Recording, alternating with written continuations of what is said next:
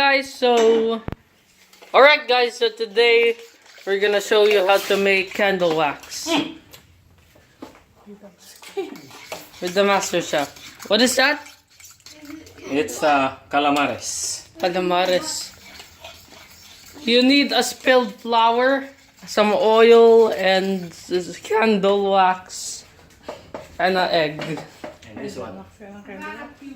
pepper, and salt. What about me?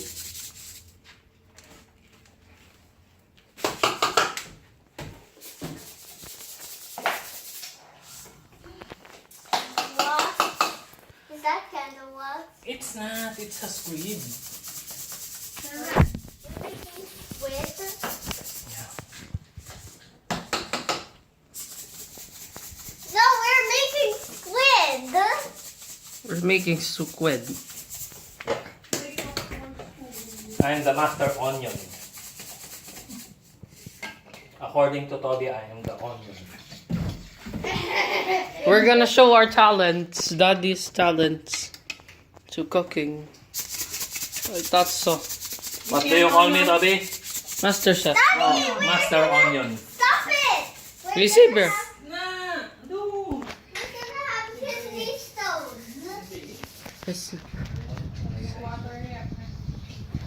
And with Doggy here. Toby, ito. Papakita ko sa'yo. Thanks.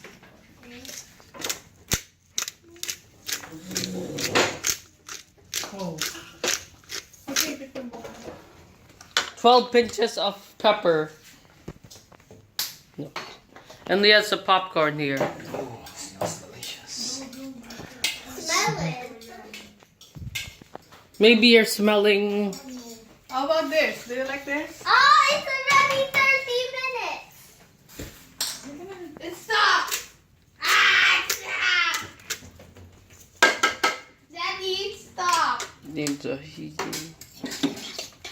Finally. Okay. Oh, fine. Alright guys, so see you. Just cook. How many minutes? 10 minutes. 10 minutes.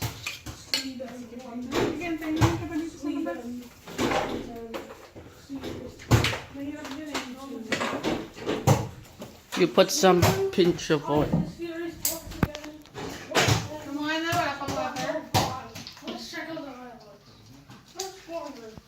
Tingin mo.